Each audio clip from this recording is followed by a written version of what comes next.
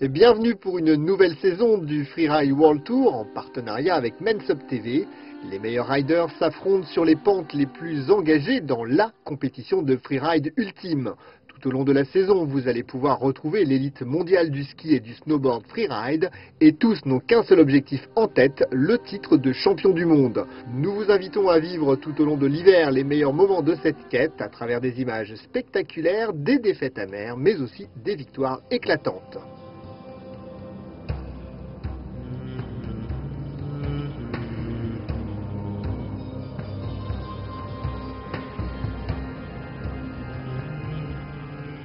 Seuls les tout meilleurs athlètes sont capables de relever le défi du Freeride World Tour. Ils doivent être au top sur le plan physique, technique, mais également mental.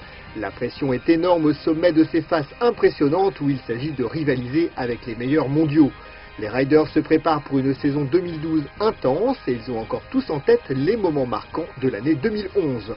Nous vous proposons aujourd'hui de revoir les plus beaux moments et les performances les plus incroyables de cette saison passée.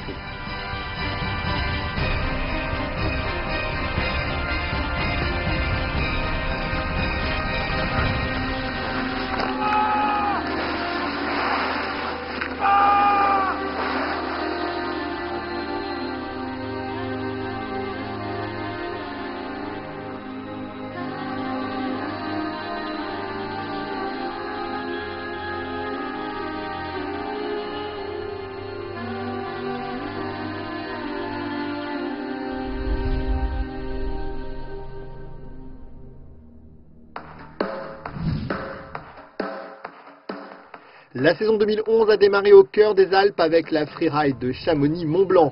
Les conditions de neige difficiles de l'hiver passé ont poussé l'organisation à déplacer le contest sur le versant italien du Mont-Blanc.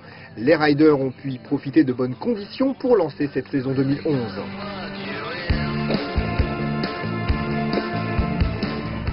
Xavier Delerue a complètement dominé la catégorie snowboard ces 3 dernières saisons et c'est à nouveau en grand favori qu'il a entamé cette saison 2011. Et sur cette étape inaugurale, il réaffirme son statut d'archi-favori avec un run exceptionnel qui lui vaut une large victoire. Avec ce run, Delerue reste fidèle au style qui a fait sa réputation avec énormément de vitesse et d'engagement dans cette ligne.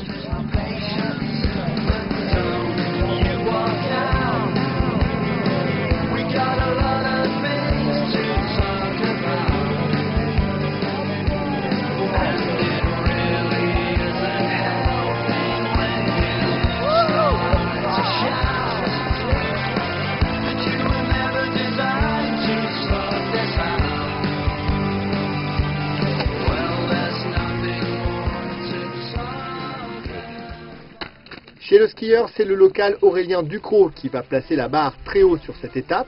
Ducrot est devenu champion du monde en 2009, mais n'a pas su défendre son titre sur la saison 2010. C'est donc gonflé à bloc qu'il a entamé cette saison avec ce run audacieux. Ses compétiteurs sont désormais prévenus, Ducrot est bien déterminé à aller chercher sa 2e couronne mondiale. Cette performance de début de saison a donc marqué les esprits et Aurélien Ducrot a remporté cette première étape sur ses terres à Chamonix-Mont-Blanc.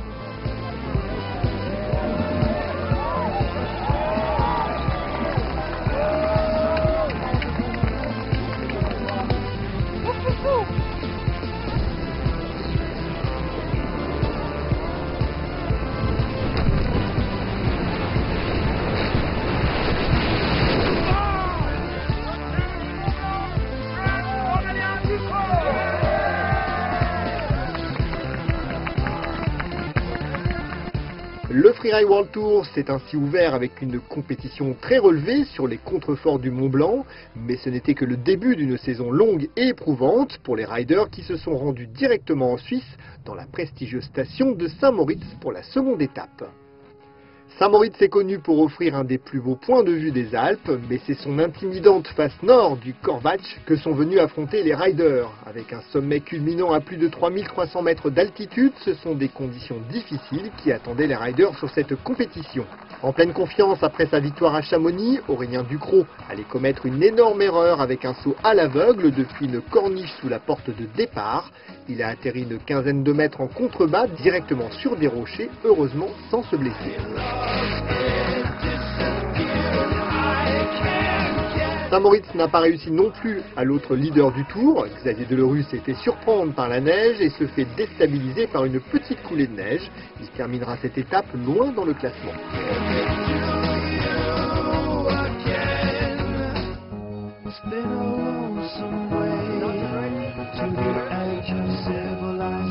L'échec du Français ouvre la porte à ses challengers.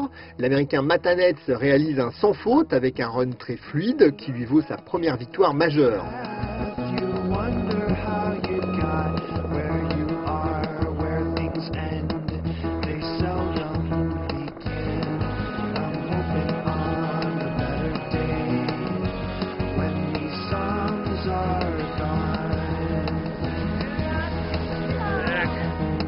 Chez les skieurs, c'est le Suédois Henrik Winstedt, un des favoris pour le titre mondial, qui remporte la victoire à Saint-Moritz avec un run très rapide.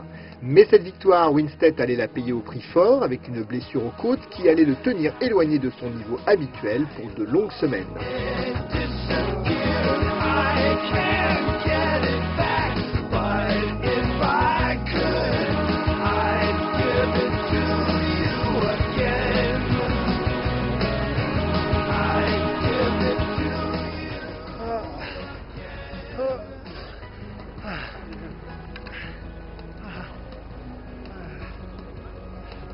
Big winner of today's freestyle competition from Sweden, Henrik Winstedt!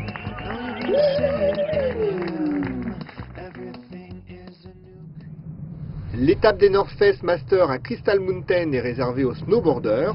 Cette station de l'État de Washington rassemble traditionnellement les meilleurs snowboarders nord-américains sur ce rendez-vous annuel. Les riders du Freeride World Tour allaient donc affronter les meilleurs nord-américains dans des conditions de neige très difficiles.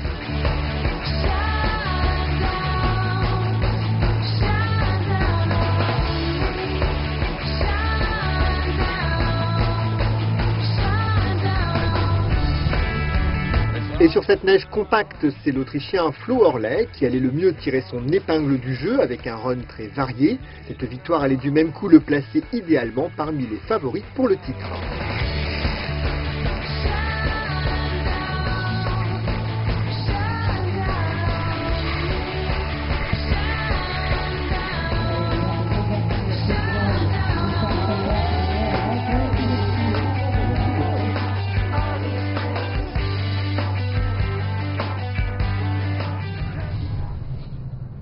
Cette tournée nord-américaine du Freeride World Tour s'est poursuivie dans la Sierra Nevada, en Californie, et la station de Kirkwood qui a accueilli les skieurs.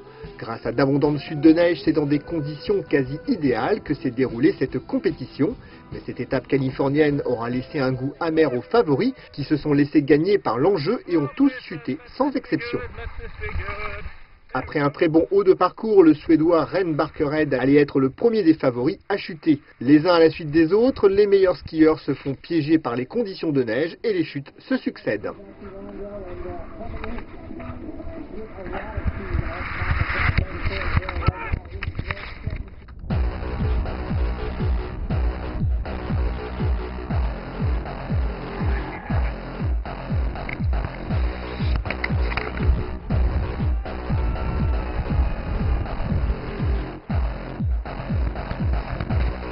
Aurélien Ducrot n'a pas échappé à la règle et a chuté lui aussi, une nouvelle déception pour le Français après un début de saison parfait à Chamonix.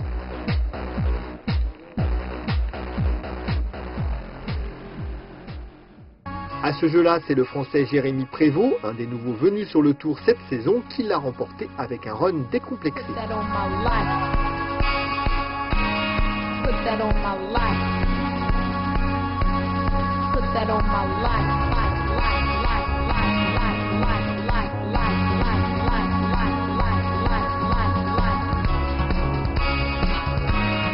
Prévost est donc parvenu à déjouer tous les pronostics en remportant sa première victoire majeure sur le plan international.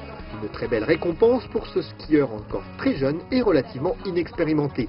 À l'issue de cette troisième étape et 3 vainqueurs différents, la situation reste donc très incertaine dans cette catégorie. Tout reste donc à faire alors que les riders rejoignent la Russie et la station de Sotchi pour la compétition suivante.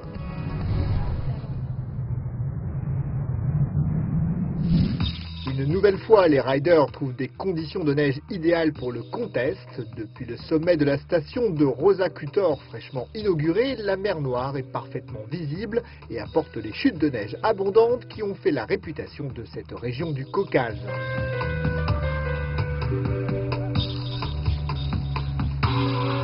Tandis qu'en Valais, la construction des installations olympiques pour les Jeux d'hiver en 2014 bat son plein, sur la montagne, c'est le jeune Suisse Samuel Antamaton qui allait briller sur cette étape russe.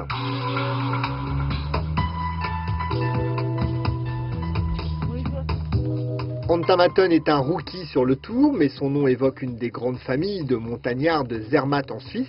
Le palmarès familial est déjà riche de titres et de références en escalade sur glace ou en alpinisme, et le jeune Samuel entend bien y ajouter un titre en freeride. Sa maîtrise technique et son style font la différence en Russie, et Antamaton signe sa première victoire sur le Freeride World Tour. Le rêve a donc commencé à prendre forme pour Antamaton, qui a pris les commandes du Tour mondial après cette très belle victoire.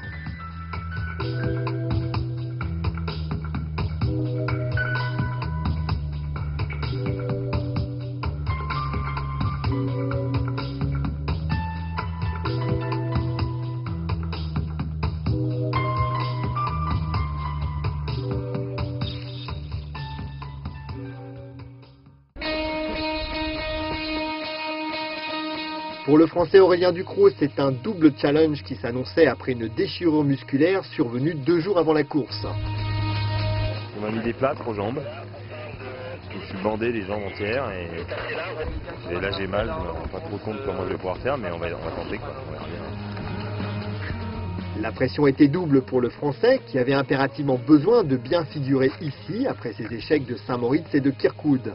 Malgré la douleur et les doutes, Ducrot est parvenu à trouver les ressources nécessaires pour délivrer un run remarquable qui lui a permis d'atteindre une très belle seconde place.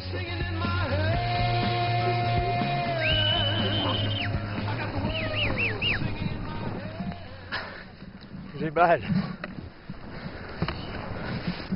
Mais je suis hyper content. J'ai marché mais je l'ai fait quoi. Quand je suis arrivé ici, c'était dans l'idée de vraiment d'être devant. Après la blessure à la jambe est arrivée. Je savais pas trop ce que j'allais être capable de faire aujourd'hui. Je savais pas jusqu'où mon corps allait tenir.